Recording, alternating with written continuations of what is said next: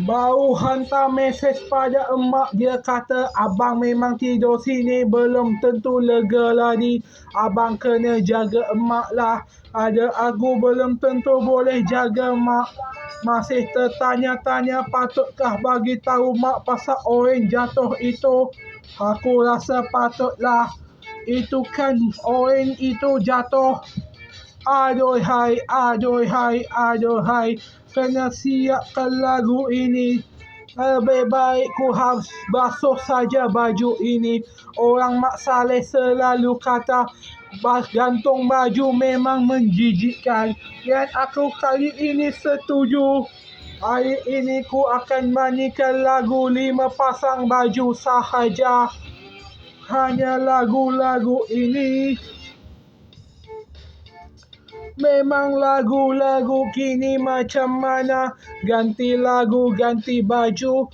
Tunggu abang guna bilik ini. Ingat nak guna bilik kakak, tapi lambatlah dilah. Okey sajalah, okey sajalah. Nasiblah, nasib gitu. Kena siapkan basuh baju. Kena fikir nak sidai ke tidak. Kenalah sidai. Oh, oh, oh, oh, oh.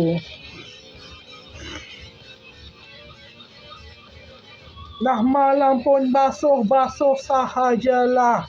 Baru mandi, baru makan ubat, baru boleh tidur. Sekarang jual ubat, jual tisu dekat media sosial, dekat TikTok. Bukan senang, bukan gitu. Lebih senang beli kat TikTok daripada beli di sana sini.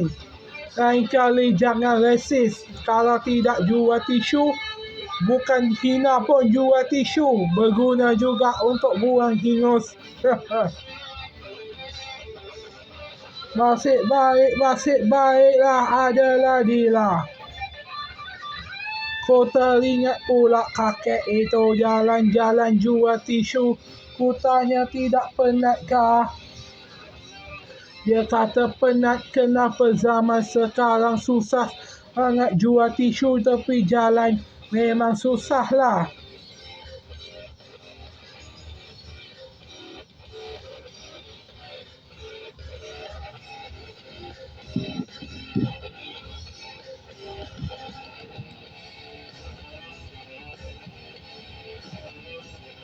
Memang gitulah.